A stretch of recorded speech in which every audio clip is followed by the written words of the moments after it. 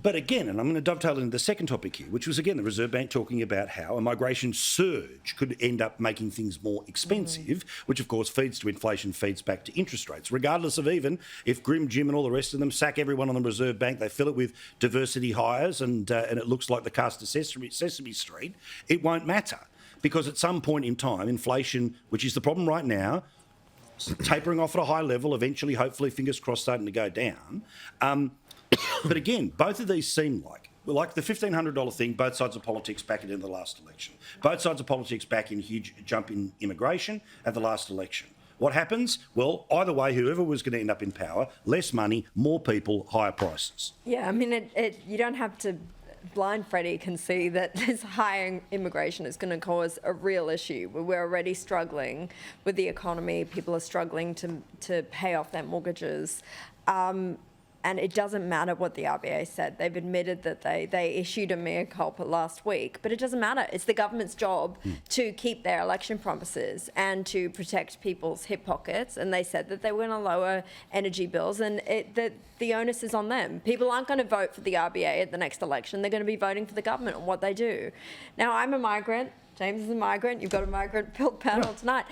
This is not about me being cliched migrant who wants to slam the door shut behind me, but can we afford to take people at the rates that we're doing? But isn't this always the central problem? Sorry, Stephen, I'll get you in on this, right? Which is, you sit around, Treasury always says, hey, answer to all our problems, bring in more people. Why? Broadens the tax base. Why? Because then we can pay for all that other stuff at the other end that everyone else demands, because we're not going to increase taxes because they become politically unpalatable on the population that exists now.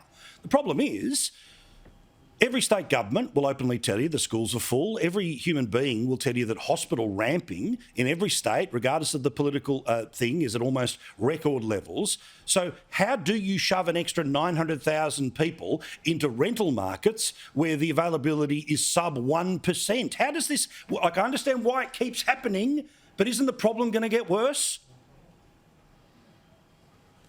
Well, look, Paul, I mean, what none of this discussion has been about is the fact that talk to any small business, talk to big business. They can't get enough workers.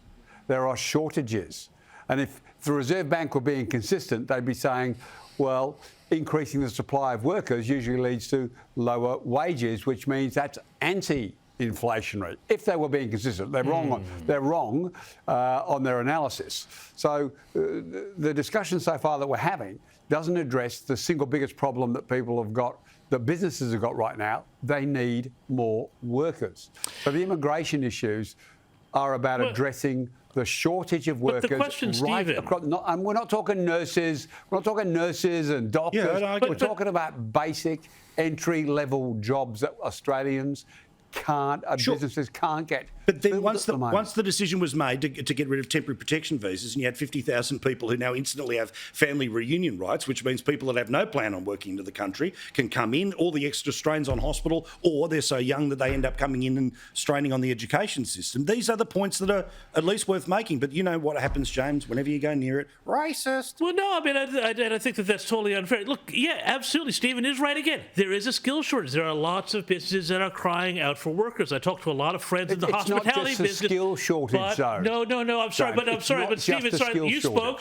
Let me finish, though. You know, the question is, how many of these 900,000 people are going to be doing jobs we need done, and how many of them are coming in to various, academies and various sort of colleges and so on, and winding up driving, Uber delivery and things like that all over the joint, and are going to pile into our suburbs and are not actually going to increase productivity. The big thing here is we're not increasing any productivity, and we bring in all of these migrants, and as I say, I'm a migrant, Caroline here is a migrant, but none of this is leading to an increase in GDP per person. And I said it was wrong when Morrison did it, amping up migration after the pandemic. I'm saying same thing is wrong when Labor is doing it. Unless we do something about productivity in this country, we're going to wind up in a real world of pain. All right.